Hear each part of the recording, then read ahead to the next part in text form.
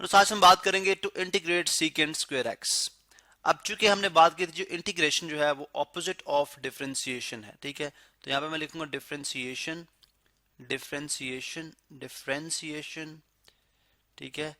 और उसके बाद मैं यहाँ पे लिखूंगा इंटीग्रेशन, इंटीग्रेशन, इंटीग्रेशन, ठीक है।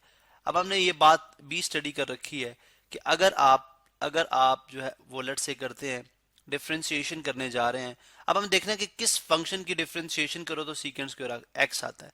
हमें पता जी अगर आप डिफरेंशिएट करेंगे tan एक्स को, टेंजेंट एक्स को, टेंजेंट एक्स को, तो आपके पास किसके इक्वल आ जाएगा, सीकेंट स्क्वायर एक्स के इक्वल आ जाएगा।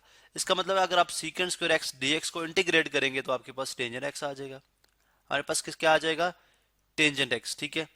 यानी यहां से देख लें आप कि अगर अगर देखें अगर मैं इसको इंटीग्रेट करने जा रहा हूं, यानी अगर dx जो है वो इस तरफ आ जाए, dx अगर इस तरफ आ जाए, d टेंजेंट x, ठीक है, is equal to secant square x dx, ठीक है। अब दोनों साइड को अगर मैं इंटीग्रेट कर लूं, अगर दोनों साइड्स को मैं इंटीग्रेट कर लूं तो जो इंटीग्रल है वो डिफरेंशियल फंक्शन से कैंसिल आउट हो जाएगा। आपके पास आ जाएगा tangent x plus some constant c। So that means कि आपके पास जो इंटीग्रल है सीकेंट स्क्वायर एक्स dx का वो किसके इक्वल आएगा, टेंजेंट x प्लस c के इक्वल आएगा।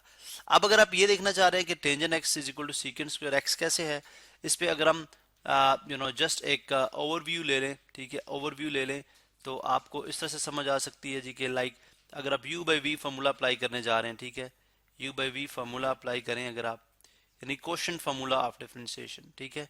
आप थोड़ी सी डिफरेंशिएशन आपकी रिवाइज हो जाएगी यहाँ पे d by D x of tangent x, यानी ये सीकेंट स्क्वायर x कैसे है, ठीक है। अब ये आप जानते हैं कि इसको आप लिख सकते हैं sine x over cos x, because tangent x के इक्वल होता है sine x by cosine x, cosine x, ठीक है।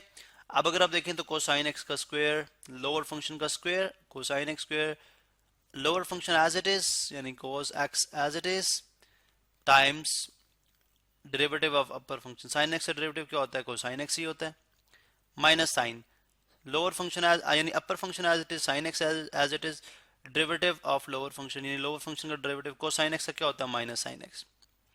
अब अगर आप यहां पे देखें तो cosine x into cosine x ये बन जाएगा कोसाइन स्क्वायर एक्स। थोड़ा सा मैं इसको ड्रैग डाउन करता हूं, और cosine square x minus into minus plus sine square x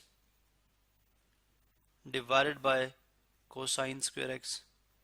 अब अगर आप देखें तो कोसाइन स्क्वायर एक्स प्लस ये आपको पता है दिस इज इक्वल टू 1, ये जो है ये किसके इक्वल होता है, 1 के इक्वल होता है। So 1 over cosine square x that is equal to secant square x, secant square x. तो ये बात प्रूव हो जाती है कि ये टेंजेंट एक्स ही बेसिकली वो फंक्शन है जिससे आपकी जिसकी डिफरेंशिएशन आपके पास सीकेंट स्क्वायर एक्स आती है, यानी जिसकी स्लोप आप सीकेंट स्क्वायर एक्स फंक्शन से फाइंड आउट करते हैं। तो इसका मतलब अगर आप इसकी इंटीग्रेशन करेंगे तो वापस आपके पास यही फंक्शन आएगा। ये तो सिंपल फॉर्म है, ये तो सिंपल फॉर्म है। अगर आपके पास जनरल फॉर्म हो, यानी एंगल जो है वो आपका एक्स के बजाय एक जो है वो कॉम्प्लेक्स फॉर्म में गिवन हो, जैसे आपके पास एंगल हो सकता है जी कि अगर आप लेट से कर रहे हैं जी कि सीकेंट स्क्वायर, सीकेंट स्क्वायर ए एक्स प्लस बी, ए एक्स प्लस बी। अब ये बात तो हमें प्रूव हो गई है। अब आप अच्छा यहाँ पे एक और बात कि अब कांस्टेंट हमने इनपुट किया हुआ है, ठीक है, हाँ ठीक है, यहाँ पे हमने कांस्टेंट पुट किया था, ठीक है, दैट मेक सेंस। चलें अभी आप secant square x, secant square x की बात करें, सीकेंट स्क्वायर ए एक्स प्लस बी। अब एंगल जो है वो एक्स के बजाय ए एक्स प्लस बी है, तो इसकी इंटीग्रेशन क्या होगी, सीकेंट स्क्वायर की होती है टेंजेंट, तो tangent a x plus b आ गया, ए एक्स प्लस बी, ठीक है। और देखें आप अगर ए एक्स प्लस बी की डिफ्रेंसिएशन करें तो बिकॉज आप जब इंटीग्रेशन करते हैं इस तरह के फंक्शंस की तो पहले आप विद पावर करते हैं देन विदाउट पावर। तो आप ए एक्स प्लस बी की डिफ्रेंसिएशन करें तो यहां से आपके पास ए आएगा, क्योंकि D A x D by D x of A x, A coefficient बाहर आ जाएगा D x by D x 1, तो इसका डिफरेंशिएशन 0। इसका मतलब ए यहाँ पे मल्टीप्लाई होगा न्यूमरेटर में, लेकिन इसके इंटीग्रेशन में इसका काउंटर इफेक्ट है, ठीक है।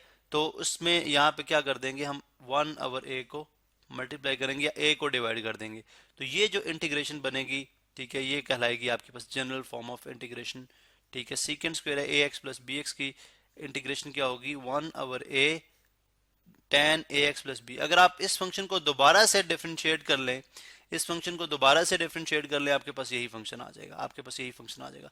इसका मतलब अगर हमारे पास एक क्वेश्चन है सीकेंड स्क्वेयर 5x प्लस 7, तो इसकी इंटीग्रेशन क्या होगी, इसकी होगी टेंजेंट 5x प्लस 7, यानी सीकेंड की टेंजेंट होगी, एंड देन कोफिशिएंट ऑफ 5 1/5 इधर आ जाएगा, and plus some constant c, ये इसकी आ जाएगी इंटीग्रेशन।